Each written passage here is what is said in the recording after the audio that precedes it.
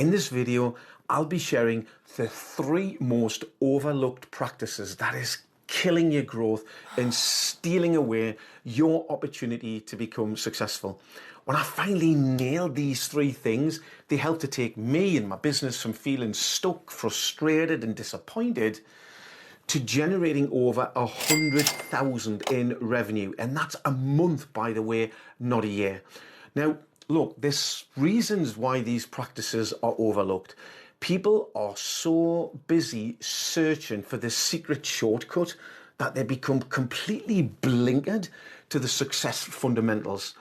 And make sure you stay with me right to the end, as number 3 underpins everything. In fact, it's probably the biggest reason I succeeded where many other talented people didn't. If we've not met, my name is Pete Rea. I started this business in 2018, and over the last 6 years, it has generated more than 9 million in revenue. So what I'm sharing with you comes from real experience, not theory. Right, let's get into the detail. The first overlooked practice is being hyper-focused on how you show up, because how you show up will determine where you'll end up. You know, you can have the best product, the best service, the best business opportunity, but if you don't look like you believe in it, why should anybody else? You see, you have to talk the talk and walk the walk, because people buy people before they buy anything else.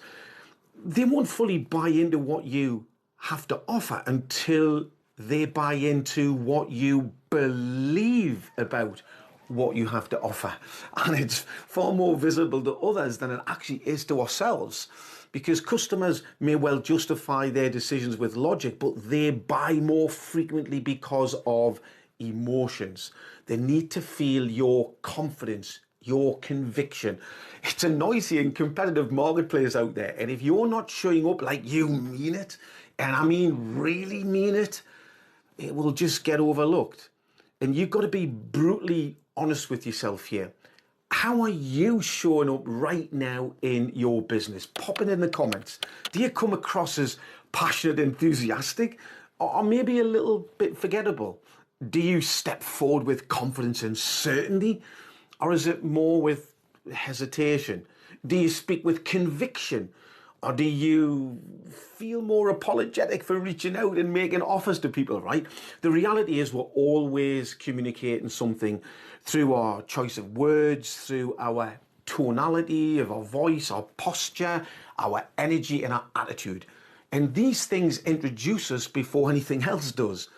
So we have to step consciously into our belief for what it is that we're offering. So you've got to raise your energy. You've got to let those positive vibes flow through you and from you. You've got to help people to feel what could be possible for them through your product or service. And this is entirely different to just showing up and doing the work. And this is exactly what I did. I injected an unshakable belief in what I was offering through my own experiences that had reinforced this. I didn't feel like I was selling to anyone. It felt more like I was serving.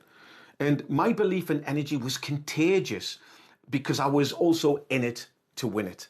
So let me know in the comments if you feel that you may need to make some adjustments in how you're showing up in your business right now. But here's the thing, right? There's more to just getting started, because it's also about how you continue. And this is the part that most people really don't talk too much about. And here's a little bit of a truth bomb, right? Showing up consistently eventually starts to feel very boring and painfully monotonous, especially when progress is slow or when everything starts to feel a little bit heavy. Doing the same things repeatedly, day in, day out, can actually start to feel like you've even fallen out of love with your business. You know, you start questioning yourself. You start doubting what you offer and whether you're even on the right path. And let me tell you, this is completely normal. It's happened to me so many times. It's just a stage that we must grow through. And this is where real sustainable businesses are built, because we're building on top of solid foundation. So I'd encourage you to embrace this, because as a solopreneur, you are your business. And if you're losing mentally, you will never win physically. So here are two important adjustments to make to help you with this. Number one, it starts with that all-important perspective. Let's get this locked in. You've signed up for the long game. You're just going to have to repeat the things that will get boring, but that's a good thing. So it's that perspective again, because what you do repeatedly, guess what? You get good at.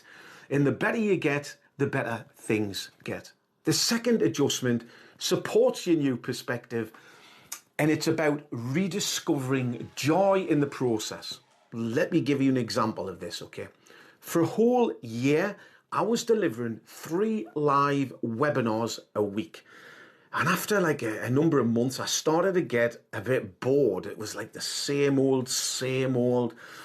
And I started just going through the motions, really. Yeah, I could do it with my eyes closed. I just really wanted to kind of get through the presentation and get out of there, right? But then I reconnected with my purpose, and I changed my perspective, and I tweaked the presentation. I got the audience more involved. I made it more interactive. And suddenly I started enjoying it again. And so did the audience, because I started getting fantastic feedback. So I stopped just delivering the presentation and started performing it. So I was no longer just getting through it, I was actually getting from it. And this is so true that when you change the way you look at things, the things you look at change. So I had found joy again in the process with this new perspective, and I was showing up like a boss. So smile while you dial, skip while you step. Don't take yourself so seriously. Loosen up a little bit, have a bit of fun, and start to bring back the joy into what it is that you're doing.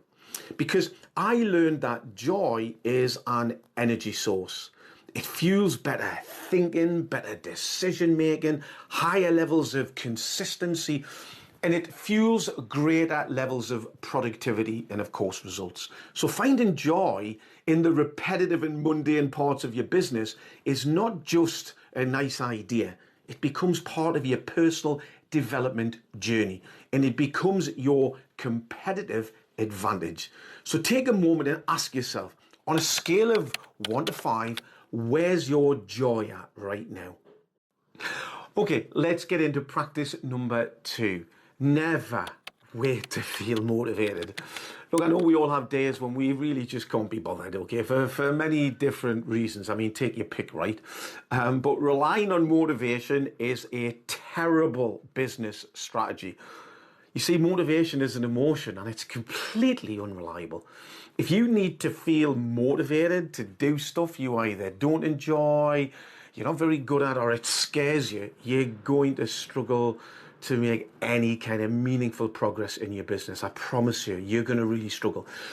If you can relate to this, you need to replace the desire to feel motivated with the need to be disciplined.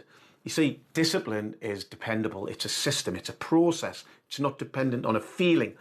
So even though we step away from the job world to be our own boss, we need to treat our business as if we were still employed, in the respect of we don't have a choice. We have to do it anyway, or we will get sacked. Okay, this is why entrepreneurship is less about intelligence and really more about systems and processes. You see, your success hinges on your ability to stay focused and on task throughout the uncertainty of entrepreneurship and the roller coaster of emotions that you will experience, especially when results are slow, when you're feeling disheartened, and the last thing you feel like doing is the thing. So it comes down to not what you want to do, but what your business requires you to do. Look, I read this in a business book years ago called The E-Myth Revisited: Why Small Businesses Fail and What to Do About It. I mean, it's a really smart read. But here's a great little hack that's helped me massively to stay on task no matter how I felt in the moment. And it's called anchoring. This is when you attach something that is far greater in meaning to the task at hand. So let's say I'm thinking about skipping the gym. I don't ask myself, do I feel like training today? No.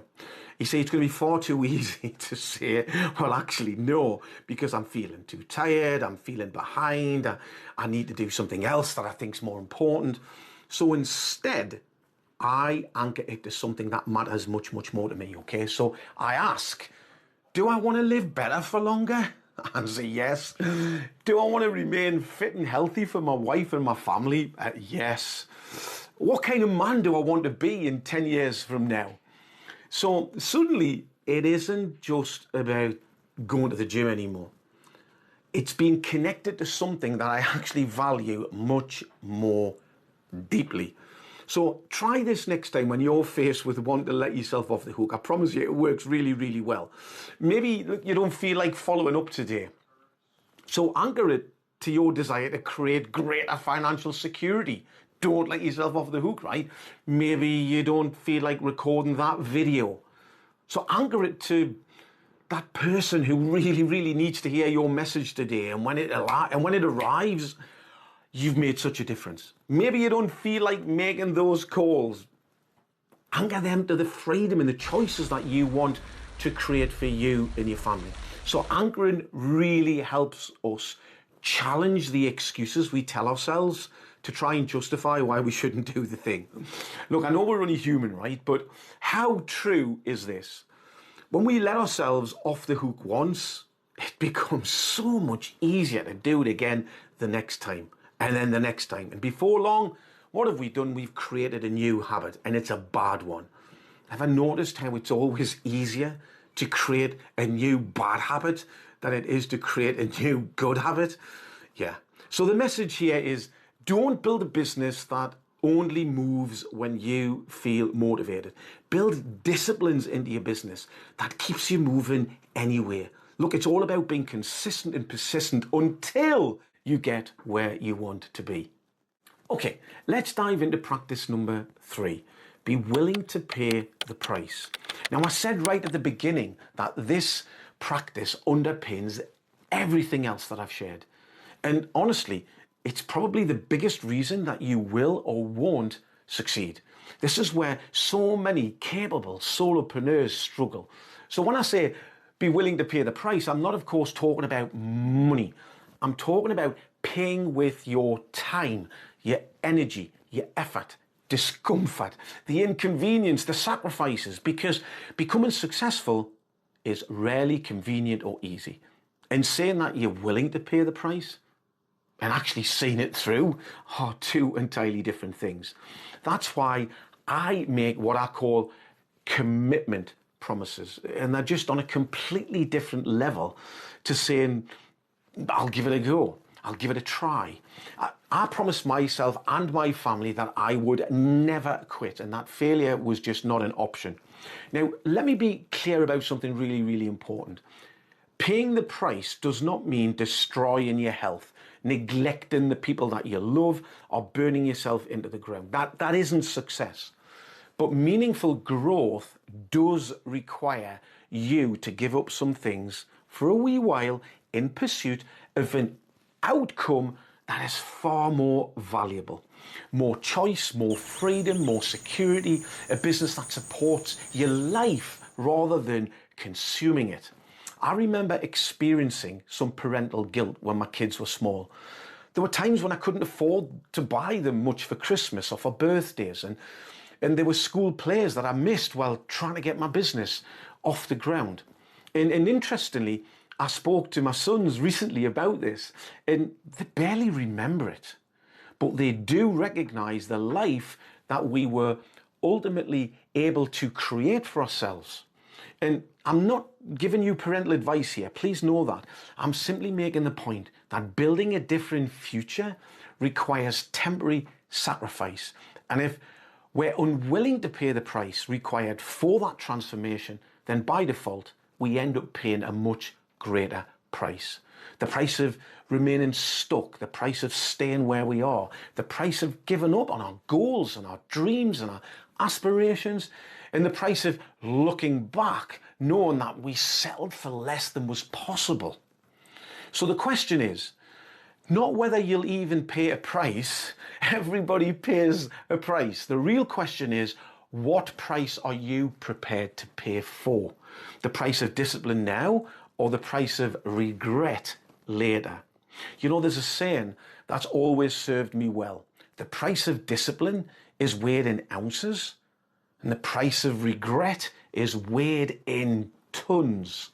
You see, what feels harder now can create it much easier in the future. And what feels easy now can create a much more difficult future. So I decided what I was prepared to pay for, and I accepted the reality that if building a successful business were easy, everybody would already be living their best life. I believe success has far less to do with our IQ and much more to do with our I will. You know, so much is won and lost in the 6 inches between our ears. That's why I've always been a huge advocate of personal development. I study successful people. I read their books, I listen to their interviews, their audios, their podcasts, because success leaves clues. Most days I spend at least 30 minutes feeding my mind, because the greatest investment that you will ever make is the investment you make in yourself. Because what's got you here will not get you there. So it's really, really important to understand that old ways will not open new doors. So you may need to upgrade your thinking, develop a new skill set, implement new and effective strategies, or upgrade your circle of influence. Because you've got to get around the right people who challenge you to think bigger and to act differently. These 3 practices that have helped me to take my business from $0 to £100,000 a month in revenue, I know they're not fashionable, but I know they're not complicated. And I know that they are not clever shortcuts. They're much more about your approach to business, how you show up, what you rely on when motivation disappears, and whether you are truly willing to pay the price.